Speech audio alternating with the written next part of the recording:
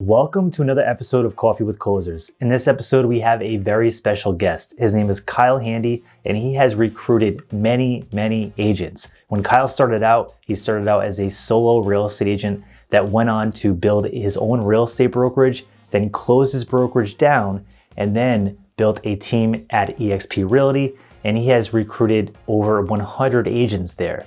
But he's recruited agents for his own personal brokerage. So this video is going to be a great video for real estate brokers or team leaders that are looking to grow their business. So let's dive right into the video. Welcome to Coffee with Closers. In this series, we interview top real estate producers that are out there making big things happen in the real estate industry. That way you can learn from their failures and their big wins so you can start winning more in your real estate business. Welcome to the show. Today we have Kyle Handy here, and we're going to talk about a really important topic if you own a brokerage or if you are a team leader. So Kyle has recruited many agents himself. He was a brokerage owner. Now he is a part of a massive team at eXp, and he is very good at recruiting. So he's going to share some information on how to recruit agents, how to add value to agents, and how to really make yourself stand out in 2022. So Kyle, welcome to the show. Awesome. Thanks for having me, Chris. I'm excited to share some of this info with your audience. Awesome. So let's dive into it. So basically recruiting, this is one of the biggest challenges that a lot of team leaders and brokers face. A lot of people want to start teams. A lot of people want to start brokerages. When they finally pull the plug, they realize that it's very hard to find talent, and they're basically just chasing their tail, chasing agents, getting ignored by agents, getting blown off. It's kind of like when you're looking for listings, but now you're looking for agents, and it's even harder in some regard because everybody's kind of going after the agents, and there's a lot of competition. So how would you go about this in 2022, and how can you really make use of your time to make sure that you're recruiting agents and you're recruiting the right agents? Yeah, for sure. Well, so here's the thing: is like, I think the first thing we got to think about is the word recruiting, right? Like a lot of times, and I'm a big believer, I love the word recruiting, but there's a lot of people that maybe that's like a nasty word to them or something like, well, why, but it's like, yeah, if you're building a team or if you're just trying to grow, recruiting's a great thing, right? Like recruiting means that you're growing, like your personal growth is good. And by recruiting somebody, you're also like helping somebody, right? Like that's the way I look at it, is like when I recruit somebody, I've added enough value to this person, or I've explained my value proposition well enough that it's gonna like help change this person's life in some way or somehow, right? So so when people say, oh, well, like I'm not a recruiter, I don't want to recruit or something like that, you're basically like putting a ceiling on yourself and you're limiting the people around you. And so I think, like that's the first thing to kind of like think about. And when you think about it like that, like what recruiting is, I think that will lead us to believe like what we need to do next, right? And so the two things that I said is, number one is you're adding value to other people, or you're explaining your value proposition well enough. And so like when it comes to recruiting, that's what you got to start with.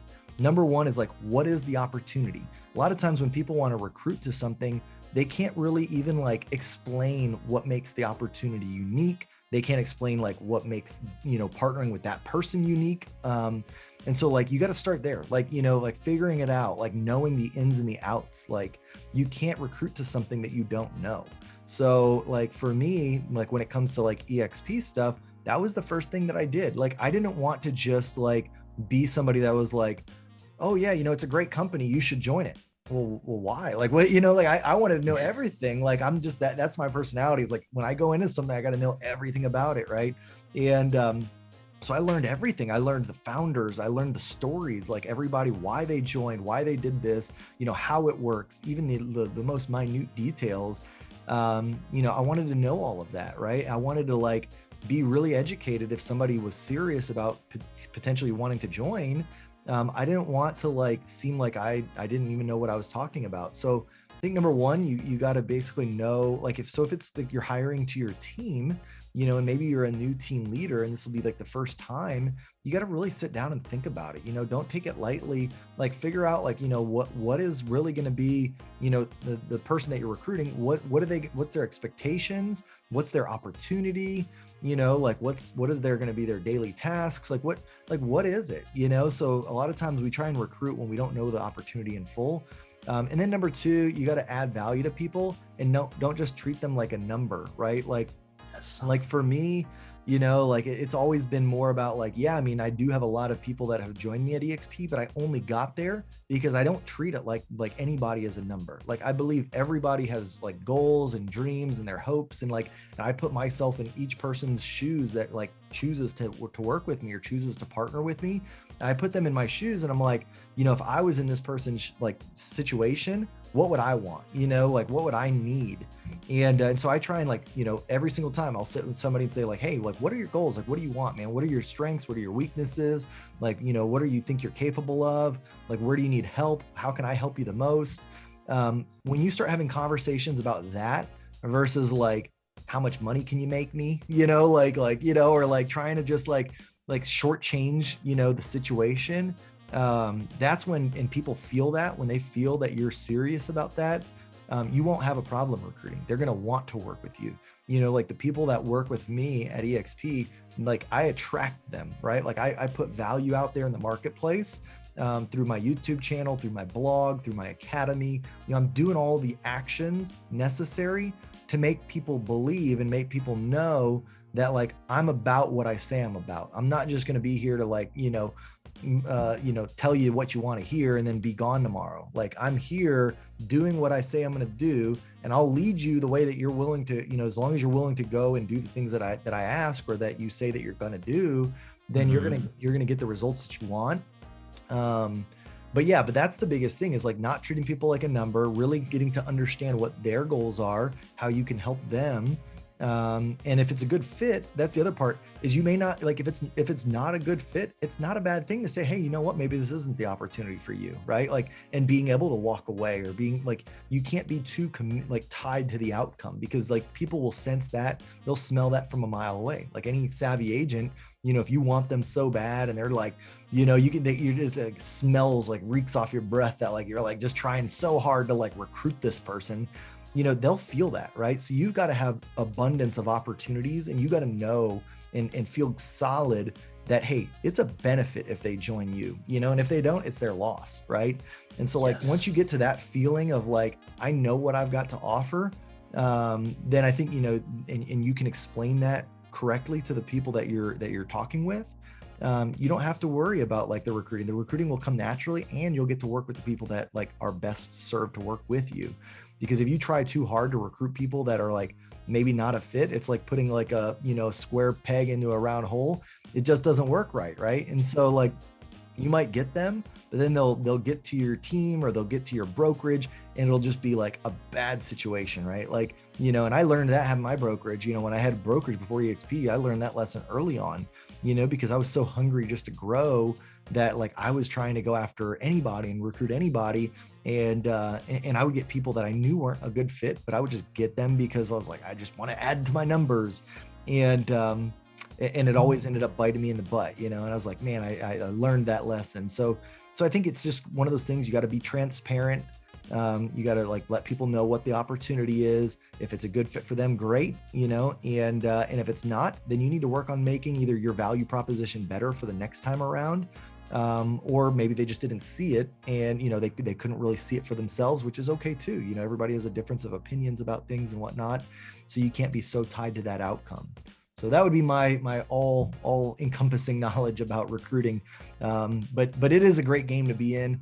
I think, that's honestly like the joy of recruiting for me, not only financially, it's just been a sense of purpose, that now, like, yes, I get to impact, my life financially, my family's life, but I think like when I get to like help another agent hit their goals or do whatever, they're looking to do, that means so much more to me. And so by being able to like recruit people, now I have that ability to do that. Whereas in the beginning, it was kind of just about me, and so I have like a greater sense of like fulfillment and purpose and all that type of stuff now. So I think that there's a huge opportunity for the recruiting side. So it is worth people to learn. But yeah, but in the beginning, maybe like, because we talk a lot about value, you got to, ask yourself that simple question is, can't like, what value can you provide? Because even if you're new and you might think like, well, I don't have a value, I don't know what my value is. I promise there's some value that you've got, or, there's got to be some tangible things that you do that is unique to you. And you got to be able to like pull that out. You got to be able to get better at it.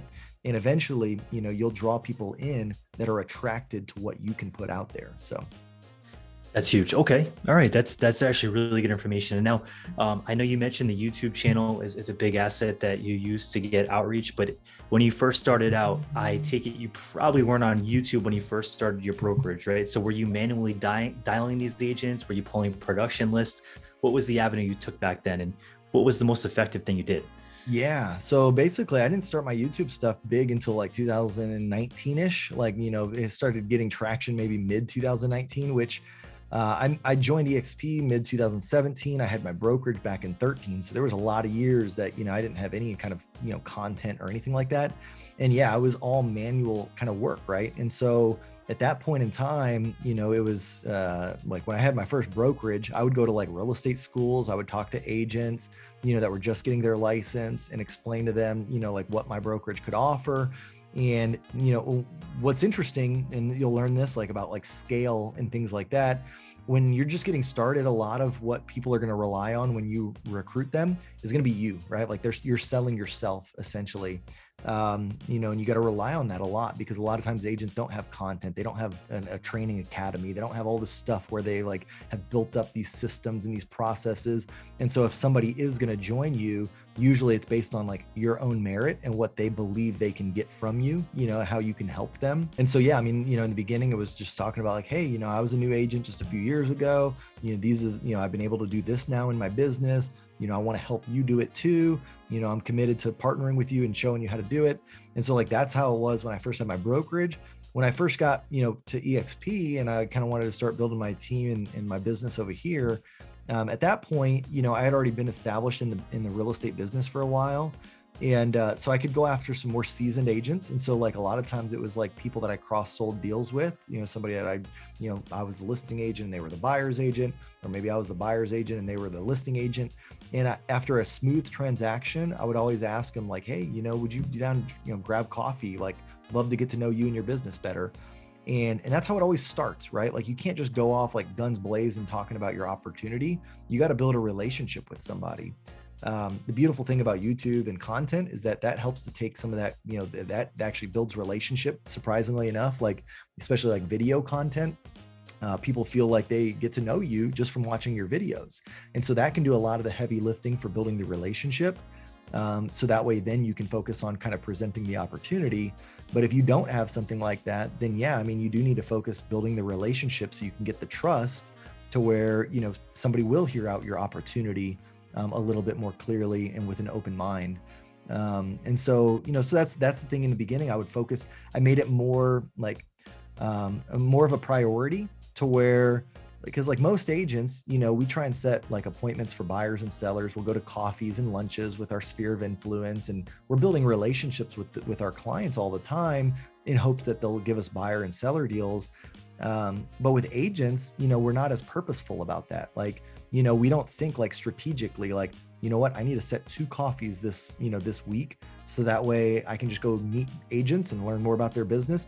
And that was the approach that I took, was I'm going to get strategic about this. I'm going to get purposeful about meeting with agents regularly here locally in San Antonio, just agents that I had on the other end of a deal or whatever.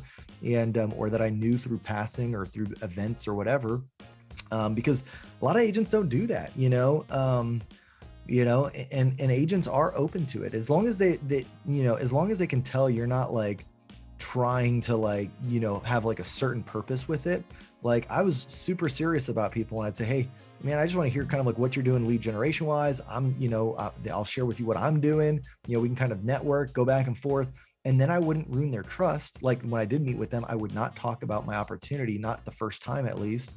Unless they brought it up, because sometimes people would bring it up. They're like, oh, tell me about EXP, tell me about your brokerage, tell me about your team. If they say that, well then, hey, it's fair game, right? But like if they didn't, I would say that whole first time, I wouldn't talk about anything because I didn't want to ruin their trust. And so I would just try and focus on building the relationship. And and then that way too, like, they get to see, who you are, you get to see who they are.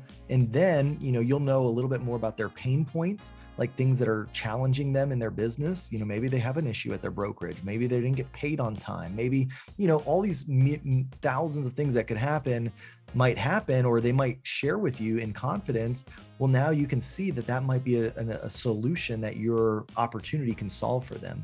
And but you wouldn't have known that if you just went straight forward, like trying to recruit them without knowing about them and knowing about their business. So yeah, so I mean, that was it. I basically would do that. I did get strategic, at some point, like in San Antonio, where I would like pull up like lists of agents who had sold transactions. And in fact, one of the cool things that I would do is I would take my MLS reports and I would look for agents. Like I would pull a report, let's say it was 2022 this year. I'd pull a report from 2021, and then I'd pull a report from 2020. And I would look for agents with big, like either drops in their business or big increases in their business. And because I always wanted to talk to them specifically, because I thought those were where, the biggest opportunities were. Because if somebody is growing a lot in their business, they might have outgrown their current opportunity, their current brokerage, their current team, whatever it might be. And if somebody dropped a lot, there might be another change too that, we need to talk about, like, hey, what's going on? Like, maybe they're looking for opportunities, that type of thing. So I would always kind of like try and sort that out and start with those. And that was kind of the low hanging fruit and the people that I could go after and try and build a relationship for, right away. But I think, at the end of the day though, like just having that heart where you want to help people, that's going to get you further in life than anything. So. That's huge. Those were some really good golden nuggets. And I think the biggest thing is like knowing your value proposition and just make genuine connections and try to help other agents win. That's really it. Sometimes we try to overcomplicate things that don't need to be overcomplicated. And I think that, if you just show value, if you give value, it works, just like you said. And I think that has really shown with the growth of your business is you're throwing a lot of free value out there and it's coming back. It does come back. It comes back through other agents. People want to work with you because you're out there just giving. And before you know it, it comes back in tenfold. So that is awesome. That was really good information. And if you guys want to check out his channel, it's Kyle Handy. And he will, he comes out with YouTube videos on a weekly basis for real estate agents. And if you have any questions about this, definitely drop it in the comment section below and we'll do everything we can to get back to you with more answers to your questions. Thanks so much. Awesome. Thanks, Chris. Thanks, Kyle.